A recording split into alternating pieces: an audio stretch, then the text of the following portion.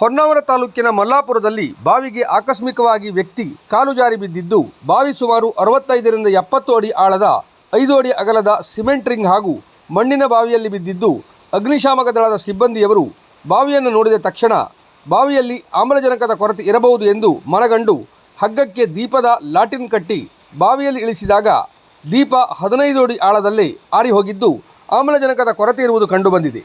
ತಕ್ಷಣ ಸಿಬ್ಬಂದಿ ಕುಮಾರಗೌಡ ಅವರು ಉಸಿರಾಟದ ಸಲಕರಣೆ ಅಳವಡಿಸಿಕೊಂಡು ಜೀವದ ಹಂಗು ತೊರೆದು 70 ಅಡಿ ಬಾವಿಗೆ ಇಳಿದು ಬಾವಿಯಲ್ಲಿ ಬಿದ್ದಿರುವ ವ್ಯಕ್ತಿಗೆ ಹಗ್ಗ ಕಟ್ಟಿದ್ದು, ಹಗ್ಗದ ಸಹಾಯದಿಂದ ಅಧಿಕಾರಿ ಮತ್ತು ಸಿಬ್ಬಂದಿಗಳು ಸೇರಿ ವ್ಯಕ್ತಿಯನ್ನು ಮೇಲಕ್ಕೆ ಎತ್ತಿದ್ದಾರೆ.